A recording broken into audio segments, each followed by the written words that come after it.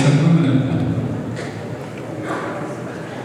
ደካማ ሥጋ ቅናት፣ ቀኝነት ይዟቸው ነው እንጂ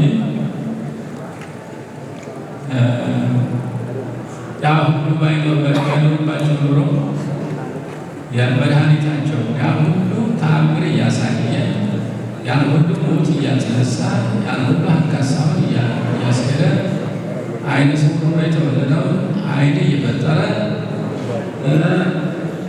ደግሞ ሙታንን እያስነሳ አዳነ።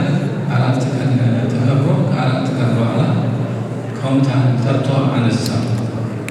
ሙታንን እያነሳ ድውያንን እየፈወሰ የተራቡትን እያበረከተ ሲመግብ ያሉ ተአምራት ሲሰሩ ሲሰራ እያዩ ሲሆን ባደነቁ ነበረ። 38 ዓመት በደዌ ዳኛ ወድቆ የነበረውን ሰው አልጋህን ተሸክመህ ሂድ ብሎ ሲያዘው አልጋህን ተሸክሞ ከ38 ዓመት በኋላ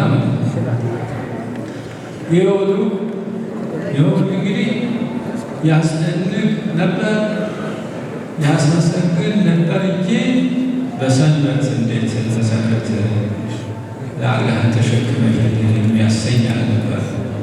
ምክንያቱም ከሰንበት ሰው ይበልጣል፣ የሰው ሕይወት ይበልጣል። ከሰንበት ሰው ሕይወት ይበልጣል። ከበዓል ሰው ሰንበት ለሰው የተሳካ ነው ተብለዋል። ጌታችን ኢየሱስ ክርስቶስ ሰንበት ተፈጥረት በእንተ ጽድቅ በእንተ ሰንበት ሰንበት ሰውን አይፈጥርም። ሰንበት ሰውን አትፈጥርም። ሰው ግን ሰንበትን ይፈጥራል፣ በዓልን ይፈጥራል፣ ስርዓትን ያወጣል። ሰንበት ግን ዕለት ነውና ይህ ሁሉ ሰንበት እንደሚበልጥ አድርገው ከሰው ሕይወት በሰንበት አልጋህን ተሸክመህ አትሄድም ብለው ከሰሱ ማለት ነው።